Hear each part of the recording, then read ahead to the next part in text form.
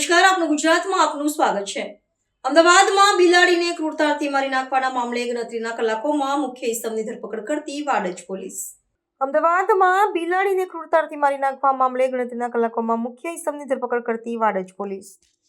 અમદાવાદના વાડજના એમસી ખાલી પ્લોટ બિલાડીને ક્રૂરતાથી મારી નાખવાનો મામલો, જેનો વિડીયો સોશિયલ મીડિયામાં વાયરલ થતા જીવદયા પ્રેમીઓમાં ભારે રોષ જોવા મળ્યો હતો, જેની દર્શના એનિમલ વેલફેર સંસ્થાના વોલેન્ટિયર દ્વારા કરવામાં આવી હતી।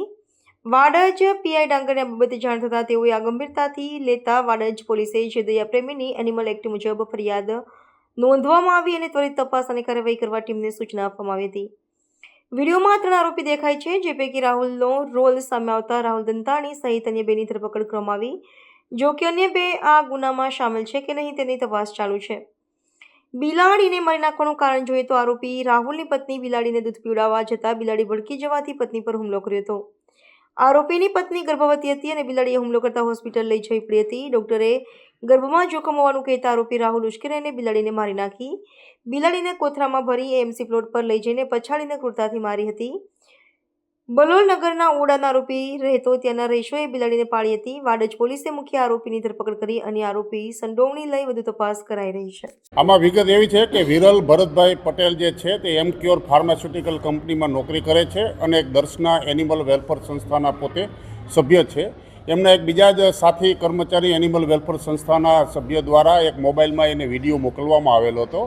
એ વિડીયોની હકીકત જણાતા કે જે નવા વાડજની હદમાં સહજ એપાર્ટમેન્ટની બાજુના ગ્રાઉન્ડમાં બનાવ બનેલાની હકીકત જણાવતા એ વાડજ પોલીસ સ્ટેશન ખાતે આવેલા વાડજ પોલીસ સ્ટેશનના ઇન્સ્પેક્ટર દ્વારા આ બાબતનું તાત્કાલિક સંજ્ઞાન લેવામાં આવેલું અને જગ્યા ઉપર જઈ હકીકત જાણતા કે એક બિલાડી મૃત હાલતમાં ગ્રાઉન્ડમાં મળી આવેલી હતી, જેથી આ જીવદયાના પેલા એનિમલ વેલફેર સંસ્થાના વિરલ ભરતભાઈ પટેલ પોત આ બાબતે જે ફરિયાદ જાહેર કરતા તાત્કાલિક વાડજ પોલીસ સ્ટેશનની અંદર એનિમલ ક્રુએલ્ટી એક્ટ તેમજ બીએનએસની કલમ મુજબ ગુનો દાખલ કરી અને તપાસમાં એફએસએલને બોલાવી પંચનામું કરી અને વિગતવારની કાયદેસરની કાર્યવાહી કરેલ છે।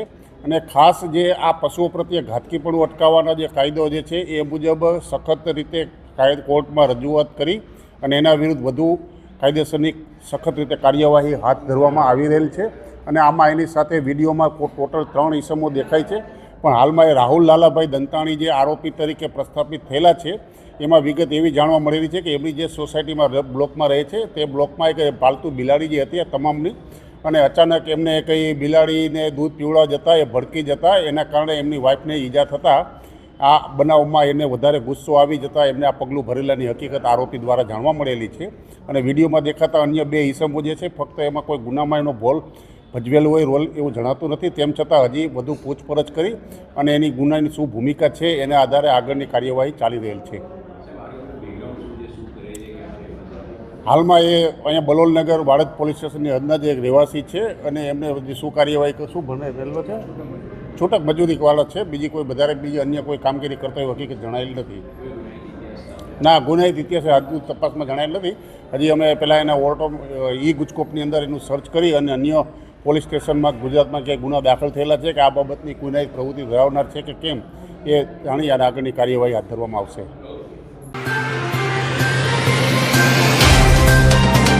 तो व्हाट्सएप, ट्विटर, फेसबुक, इंस्टा जहाँ भी आपका अकाउंट है, इसे शेयर बटन के द्वारा वहाँ पर शेयर करें।